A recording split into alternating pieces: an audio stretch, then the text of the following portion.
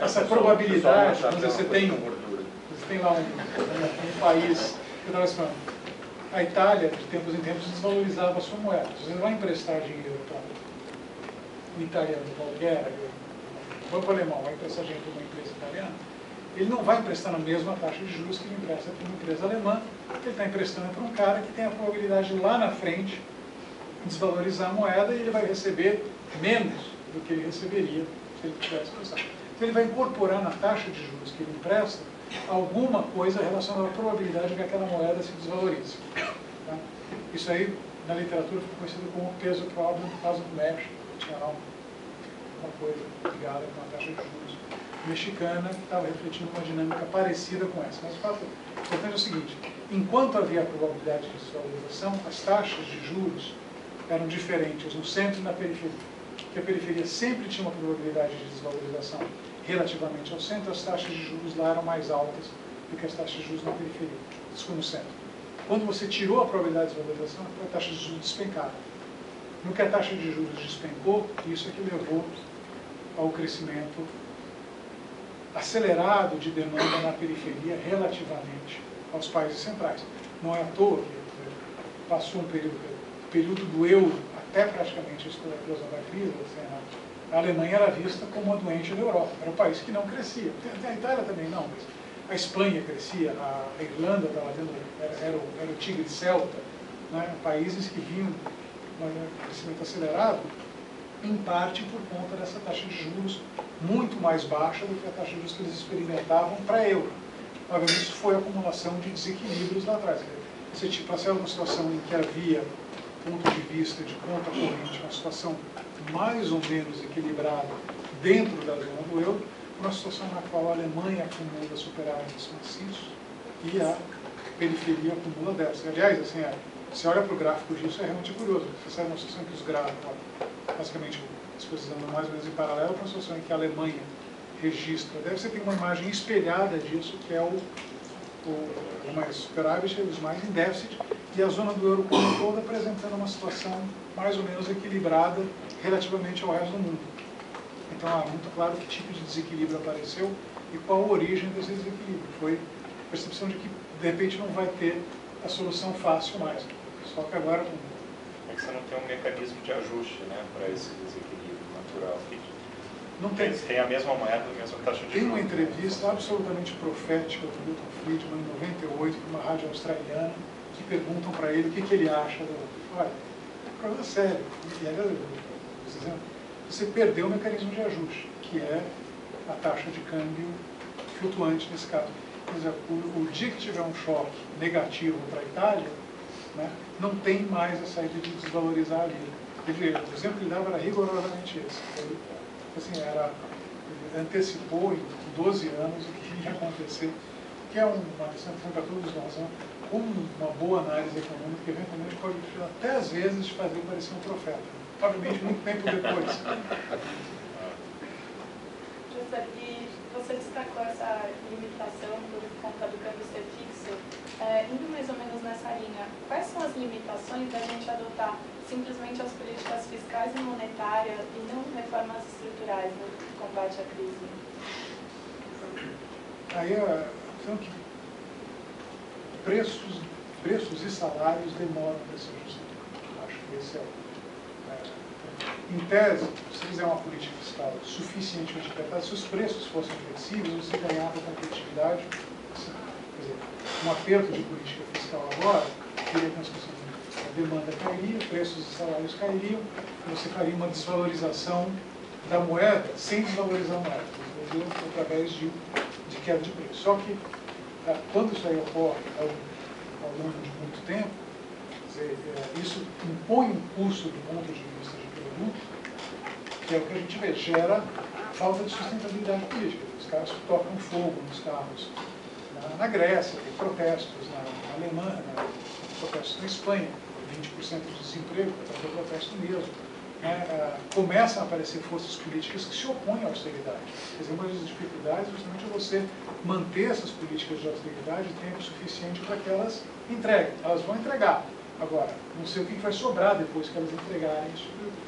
Se você consegue, de alguma forma, acelerar o processo de correção de preços e salários via reforma estrutural, seja flexibilizando o mercado de trabalho, seja tirando alguns dos custos, você consegue acelerar o processo de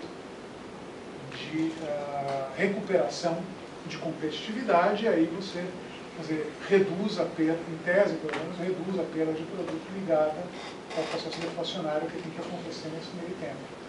Agora, que reformas estruturais? Aí não tem muita escapatória, vai ter que ser meio país a país. A gente sabe, por exemplo, que o problema espanhol clássico é o mercado de trabalho segmentado.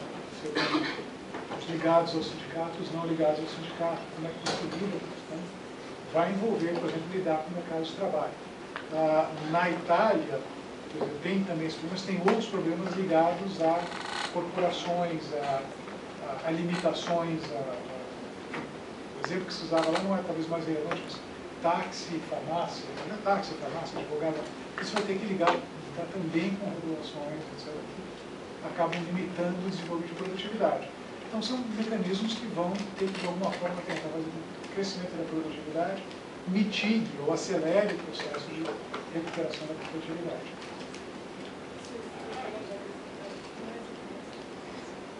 Então, professor Marcelo, quais são os principais fatores que contribuíram para a gente chegar a essa crise?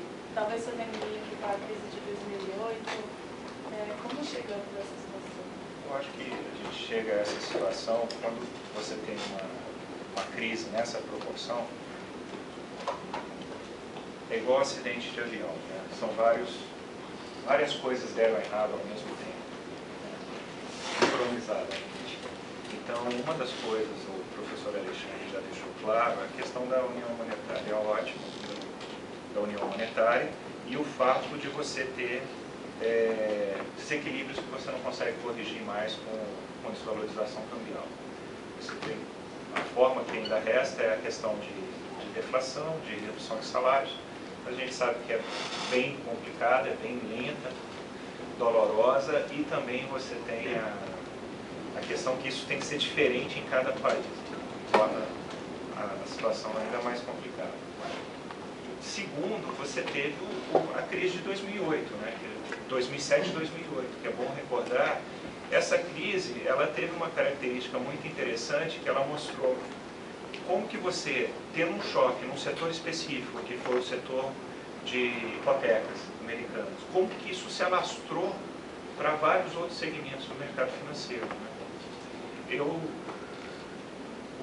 Assim, para fazer um resumo da crise, o que se percebe é que você tinha crédito farto até 2007, esse dinheiro, em grande parte, era o superávit da Ásia. A Ásia sempre recebeu dólares porque exportava muito mais do que importava dos Estados Unidos, por exemplo. Então, esse caminhão de dólares que a Ásia recebia, ela voltava para os Estados Unidos, comprando títulos, e alimentava o sistema financeiro, ou seja, você tinha juros baixos, crédito farto, e você combina isso, claro, as pessoas querem ganhar dinheiro com isso, e você queria instrumentos de baixo risco. Então aí que veio esse boom de empréstimos na área de hipotecas. Esse boom, uma hora, é claro, você está emprestando a juros muito baixos para quem tem pouca capacidade de pagamento, uma hora isso começa a se reverter, a taxa de calote começa a subir, e se isso ficasse restrito ao setor hipotecário, ao setor de subprime, os títulos subprimes, não seria um problema. O problema é que isso se alastrou para outros mercados, né? Se alastrou para mercados por exemplo, de money market funds, que são empréstimos de curto prazo entre duas partes, que basicamente você quer tomar um empréstimo, mas eu não tenho um nível de risco baixo, eu não sou um AAA. Então o que eu faço? Eu pego um título e te dou isso como colateral. Se eu não te pagar, você tem um título do governo, um título com baixo risco que vai cobrir o meu calote. Então você está seguro, eu consigo tomar emprestado a taxa de juros baixa. Quando você teve a crise, esse mercado praticamente quebrou. As pessoas não começavam a acreditar mais nesse sistema, por exemplo, o repo market, e foi para outros segmentos do mercado financeiro. Então esse foi o segundo fator. Então você combina, no caso, para entender a crise da Europa hoje, o fato que você teve uma crise muito forte em 2008, que se resultou no seguinte: você diminuiu o crédito para as empresas, né? Como que essa crise num sistema financeiro se reflete no setor real?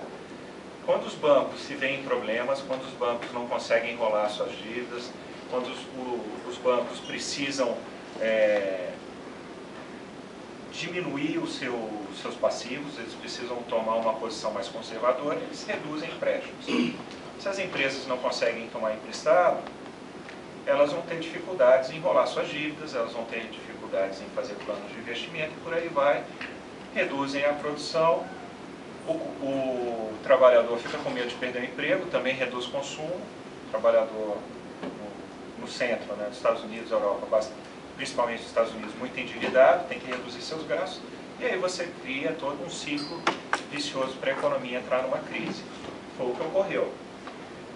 Essa crise a Europa sentiu claramente, porque é o principal parceiro comercial dos Estados Unidos, também vende muito para os Estados Unidos, né? Se fala muito do comércio China para o centro, mas o comércio Europa e Estados Unidos é um comércio bastante relevante. Também sofreram porque também estavam expostos a esses mercados financeiros, a esses títulos, que se tornaram tóxicos. E esse pânico no mercado financeiro gerou uma recessão mundial. Essa recessão mundial foi tratada com políticas fiscais mais expansionistas, e para países que já não tinham uma situação, digamos assim, ideal, como o caso da Grécia, a coisa ficou extremamente grave. Ou seja, se você já tem um país que já não está seguindo já está sendo irresponsável fiscalmente, se você depende muito do crescimento do PIB, de uma taxa real de juros baixa para conseguir manter isso em equilíbrio. O Japão é um bom exemplo, é um país que deve mais de 200% do PIB, maior dívida do mundo, né? Digamos, em relação ao PIB, e ninguém fala em crise de confiança no Japão. A taxa de juros dele é baixíssima, né? Então ele consegue gerenciar isso, mesmo com um crescimento baixo, consegue estabilizar essa dívida.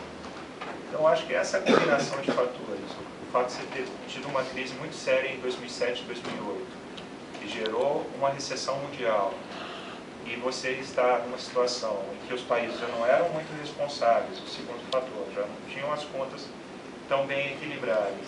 E o terceiro, que você tem toda essa rigidez que o euro fornece dentro do grupo de países que adotam o euro, eu acho que você tem todo o cenário para essa crise que se desenvolveu.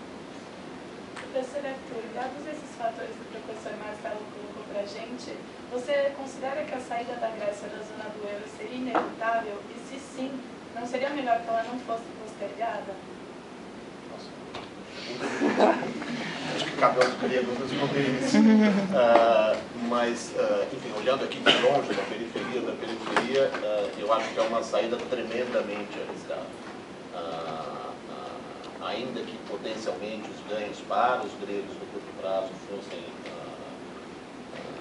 positivos no sentido de acelerar, ou pelo menos superar esse problema de rigidez no mercado de trabalho, rigidez de preço do salário, e conseguir uma desvalorização dos bens produzidos na Grécia, né, essencialmente queijo feta, não sei mais o que eles produzem. Turismo. É mais barato ir para a Acrópole. Do ponto de vista dos mercados de capitais e financeiros para o resto da Europa, seria tremendamente temerário. Quer dizer, qualquer país que tivesse potencialmente um problema de desalinhamento cambial, falta de competitividade, poderia estar sujeito a um ataque especulativo no velho esquema que a gente conhece do regime de câmbio fixo, pelo qual a América Latina passou durante todos os anos 80 e depois 90. Essa instabilidade financeira nesse mundo mais financeiramente integrado, com ativos e passivos enormes, seria capaz de provocar não só crises cambiais, mas crises bancárias de uma visibilidade muito grande.